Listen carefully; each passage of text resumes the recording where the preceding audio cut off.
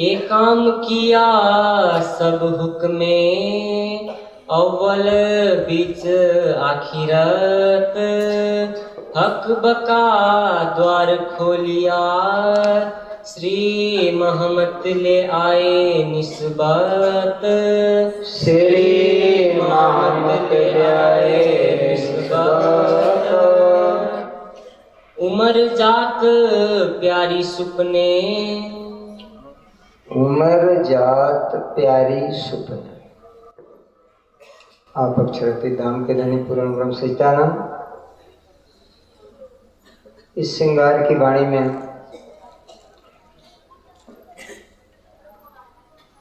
अपने स्वरूप की पहचान कराई, सुंदर साथ के स्वरूप की पहचान कराई। पर ये बात समझ में नहीं आती कि पहचान होने के बाद भी कहीं हमसे भूल हो रही है। मैं बार बार एक दृष्टांत दिया करता हूं कि जब मंडप में लड़की और लड़के बैठते हैं, बारात आती है, दुल्हा दुल्हन जो है अगल बगल में बैठ जाते हैं, पंडित जी मंत्र पढ़ देते हैं और मंत्र पढ़ने के बाद हस्त मिलाप करा देते हैं, तो पूरी जो शादी की प्रक्रिया पूर्ण हो जाती है। तो वो लड़की जाती किसके साथ है?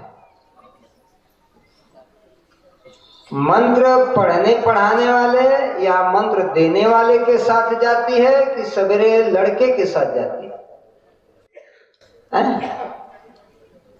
लड़के के साथ जाती है ना। मंत्र देने वाले के साथ और मंत्र पढ़ने वाले के साथ तो नहीं जाती है। श्रृंगार की वाणी कह रही है कि प्यारी उमर जात सुपने मिले, निस्दिन पीऊ जपत। मुझे तो आशा है कि जितने सुंदर साथ जो है 1400 की संख्या आज है इस टाइम, करीब करीब इसमें से 70% लोग तो तारतम का जाप करते ही होंगे। तारतम का जाप न भी करते होंगे तो बाथरूम में नहाने जाएंगे तब भी श्री जी साहेब जी आदि अक्षरातीत कर ही लेंगे।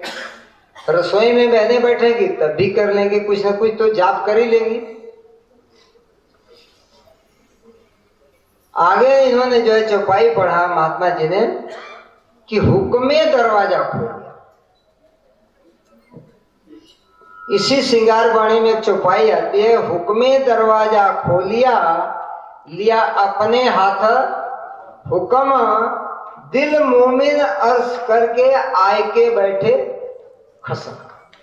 तो कौन सा दरवाजा बंद था और किसने किसके लिए दरवाजा खोला?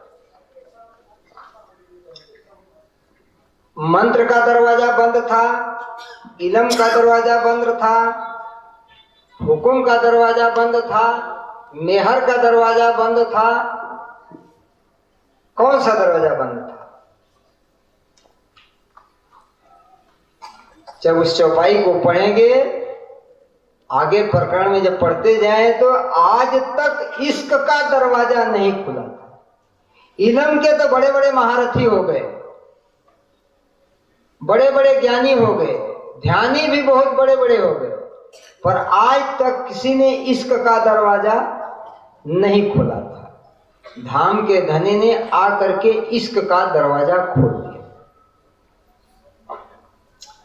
अब कह रहे प्यारी उमर जात सुपने मिने, निस्दिन पीऊ जपत। तो ये कौन सा ज्ञान है कि परमात्मा का नाम जपने से भी हमारी उम्र बेकार चली जाती है, बीत जाती है? आखिरकार हमसे कहीं भूल तो हो रही है, तभी तो वाणी कह रही है कि प्यारी उमर जात सुपने मिने, निस्दिन पीऊ। अब आप सही सही बताओ, आप लोग कितना जाप कर लेते हो तारतम का? कितना पारायण कर लेते हैं? पारायण भी तो हजारों में, 108 पारायण, 121 पारायण, 141 पारायण, 312 पारायण, पारायण भी, और जाप भी चलता है।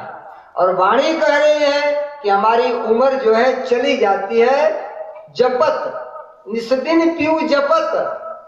तो बताइए, उस लड़की से पूछिए जो लड़की अपनी मांग में सिंदूर डलवा लेती है पति से, और जब ससुराल में जाती है और पति के नाम को जो है रातों दिन जपती रहती है, कुछ और करती है। जब ससुराल चली जाती है तो पति का नाम मोहन मोहन मोहन मोहन रातों दिन लगाती रहती है, सोहन सोहन सोहन सोहन। अगर 24 घंटा मोहन मोहन सोहन सोहन करती रहेगी तो एक दिन 2 दिन में आजीज होके पति कहेगा ये पागल हो गई।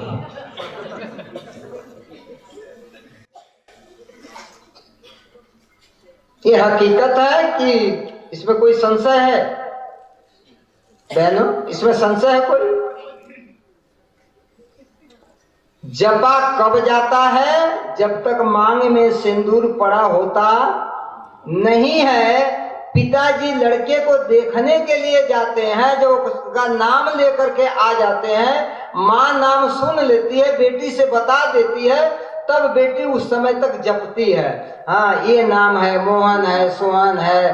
फिर उसका जो है फोटो आ जाती है, तो फोटो देख लेती है तो श्रृंगार को देखती है, ऐसा है, इसका जो चेहरा ऐसा है, गोरा है, सांवरा है, ये काम करती है। जब तक मांग में सिंदूर पड़ा होता। आप सही सही बताओ अपने अर्थ की निस्बत से कि आप लोगों के मांग में सिंदूर पड़ा है कि नहीं पड़ा है?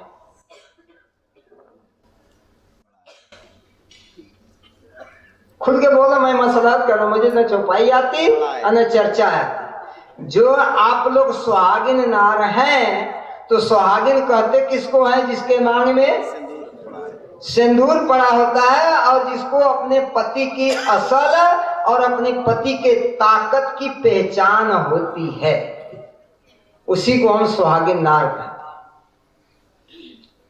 जो अपनी पति के ताकत को जानती है, जो अपने पति की महत्ता को जानती है, उसी को सुहागिन नार कहते हैं।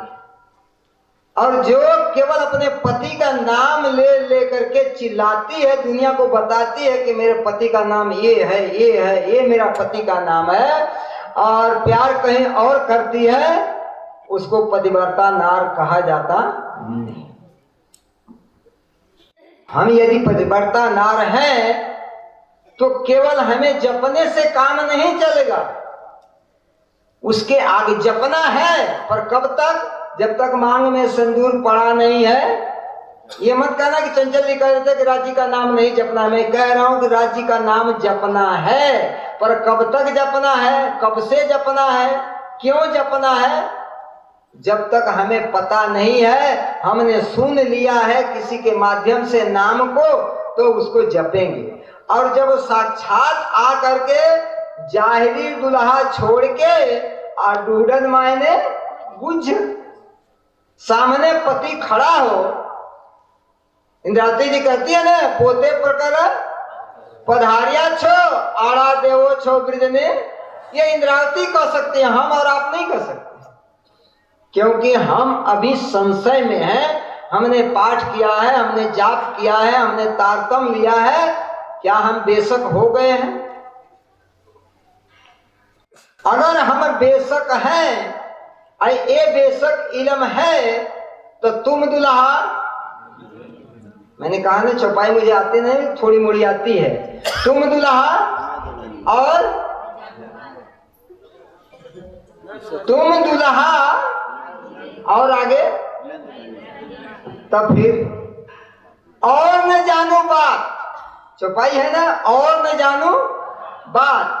अरे कुल देवी तो कुछ वही पड़े, तो आता त्योहार आता है, अभी दीपावली है, ये भी कर लिया, वो भी कर लिया, खुशी की बात है, कर लेंगे।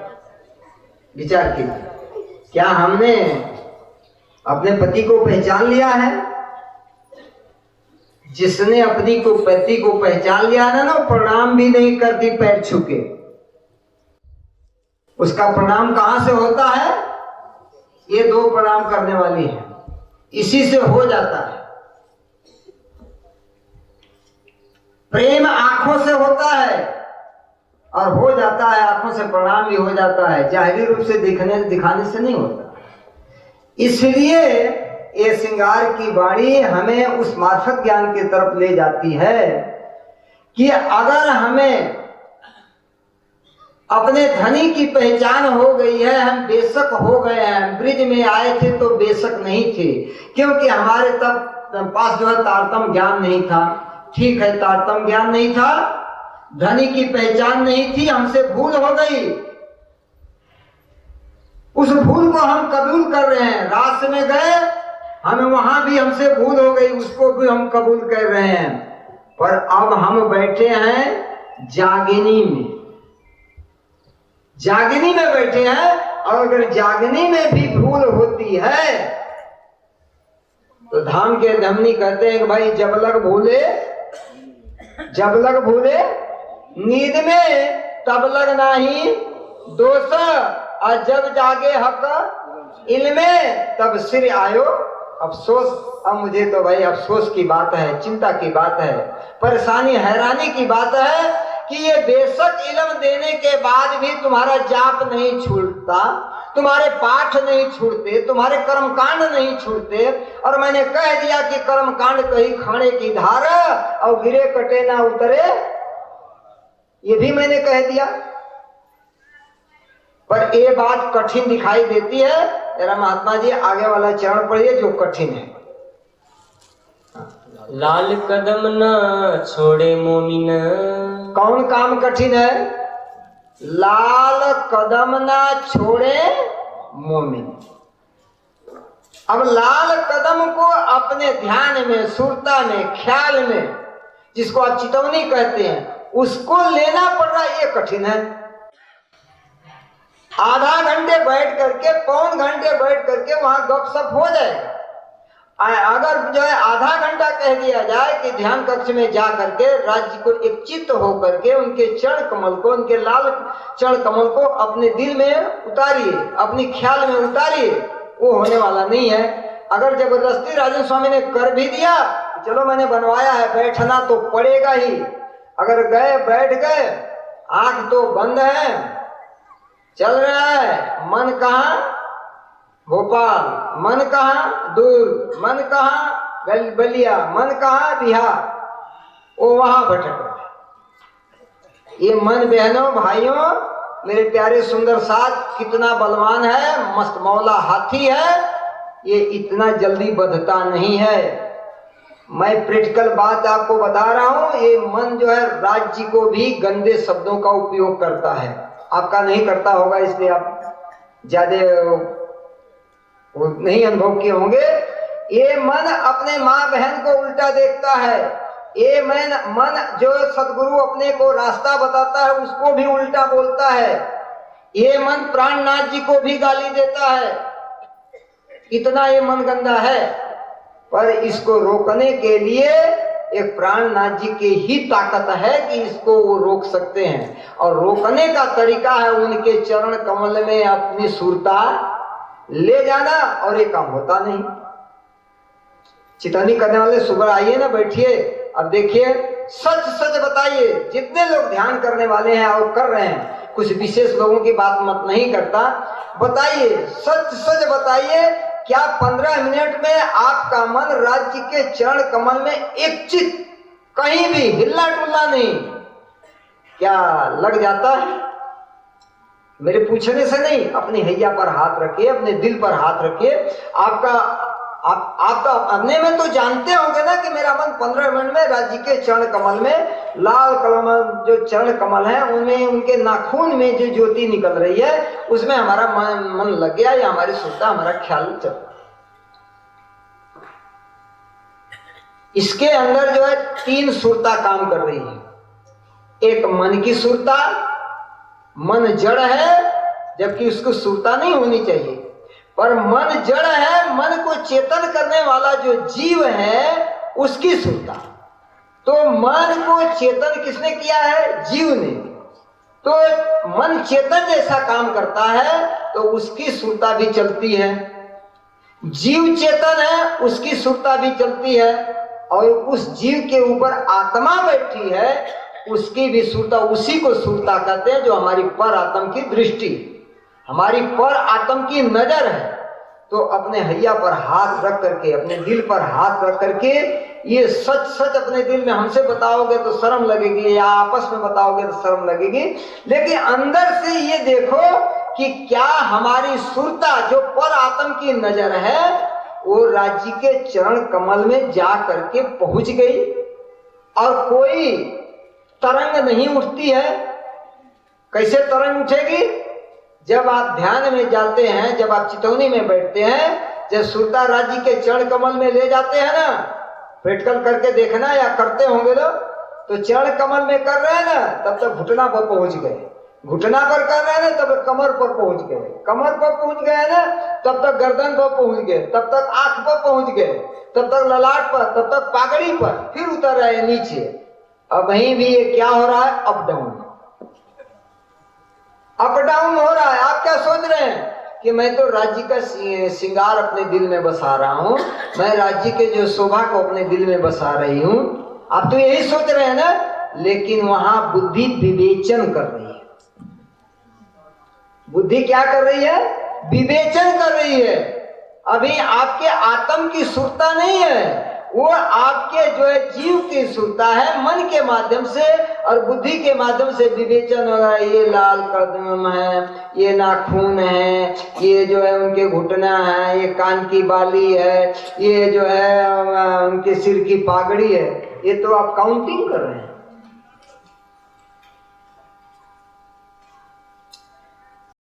का मतलब होता है कि अगर आप ध्यान चाहे खुली आंख से कर रहे हैं और चाहे बंद आंख से कर रहे हैं, आपके सामने से कोई गुजर गया, चला गया, अब कोई पूछता है कि आप यहां से कोई गया है, ये पता नहीं, गया कि नहीं गया ये पता नहीं।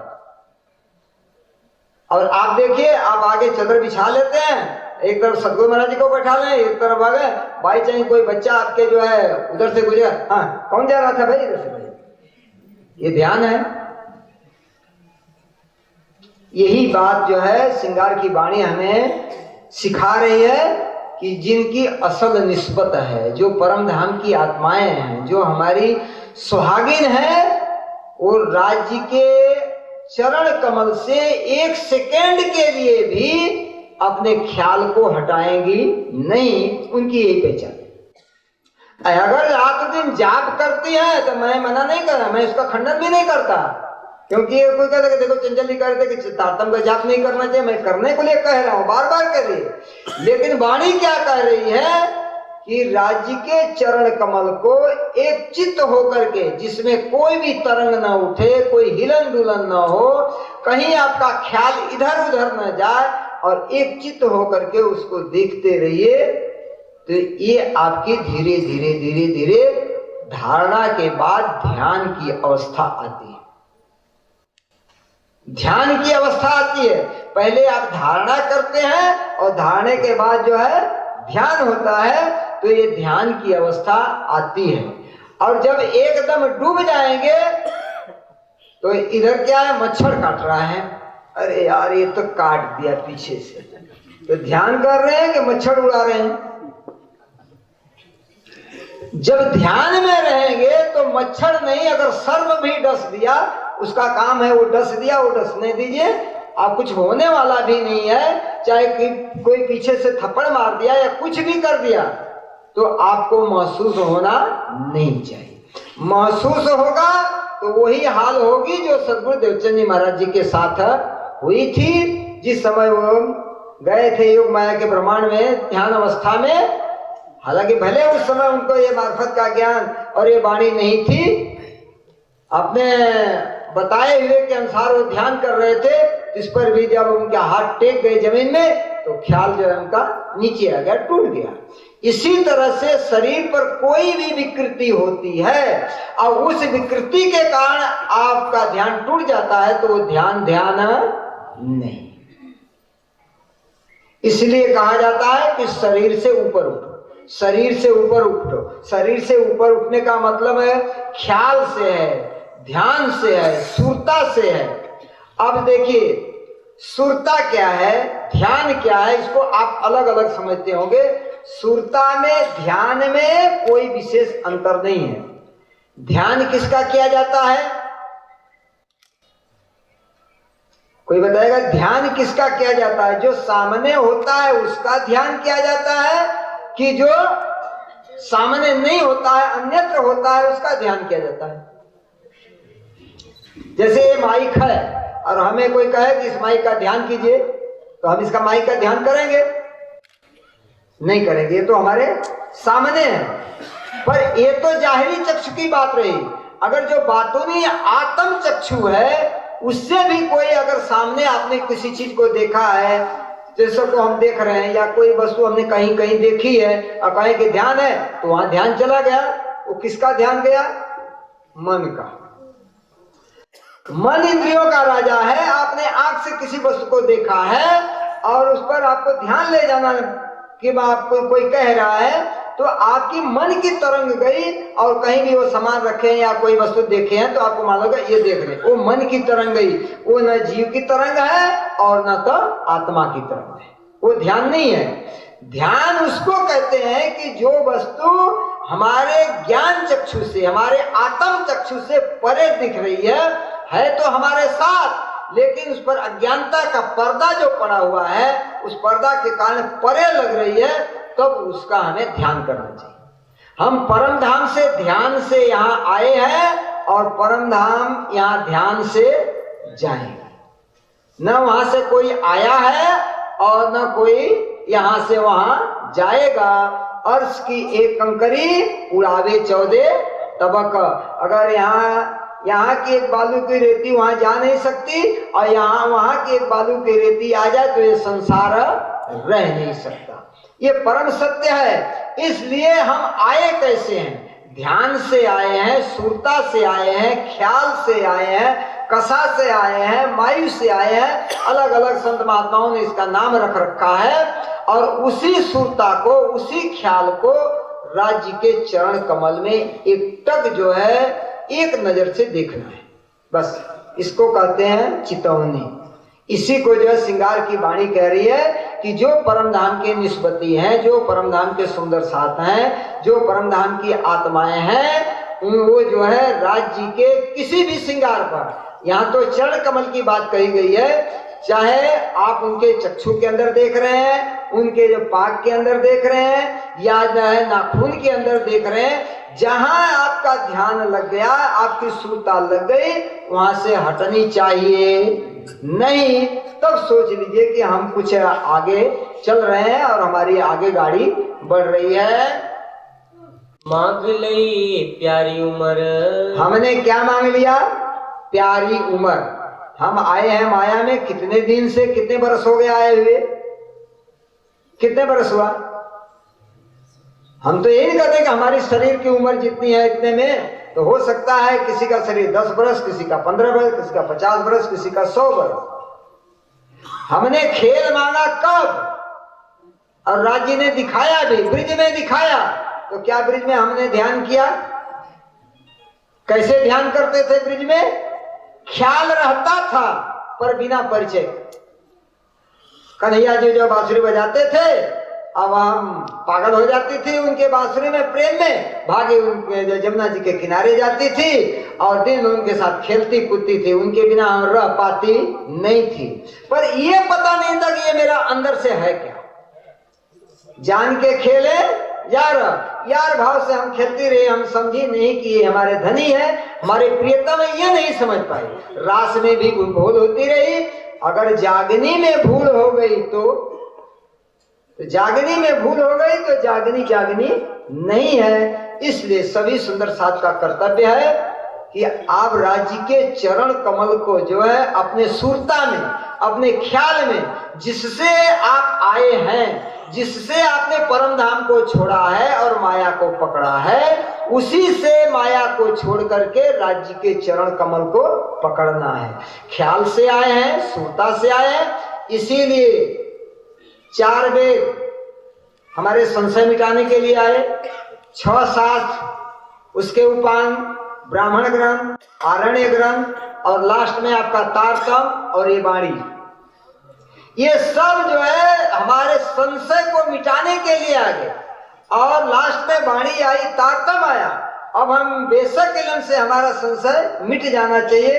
अब जब संशय मिट गया तो तुम दुल्हन मैं दुल्हन, फिर और बात हमारे दिल में होनी नहीं चाहिए। अब देख लीजिए कि ये वाणी से आप लोगों के संशय मिटे हैं कि नहीं मिटे हैं, ये तो निर्णय आपको देना।